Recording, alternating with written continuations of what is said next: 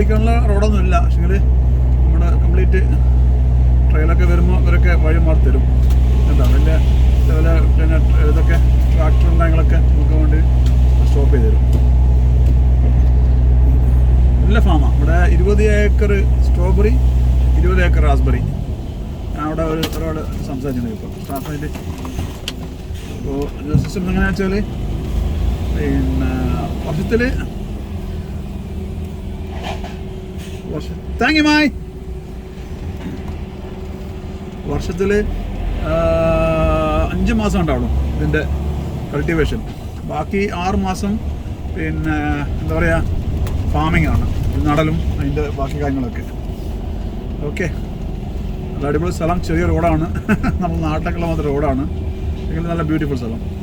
2 സൈഡിലും ഫാമാണ്. Alright guys, thank you. Okay okay okay. Look at this guys. This is basically a farm, strawberry and raspberry farm.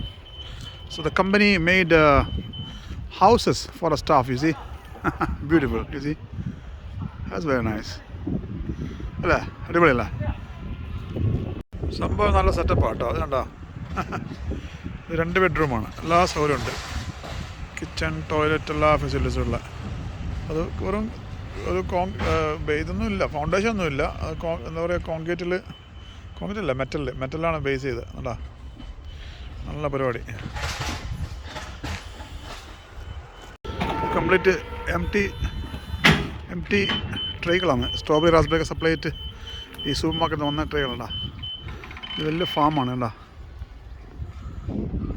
M T trays ഇറക്കാറ്.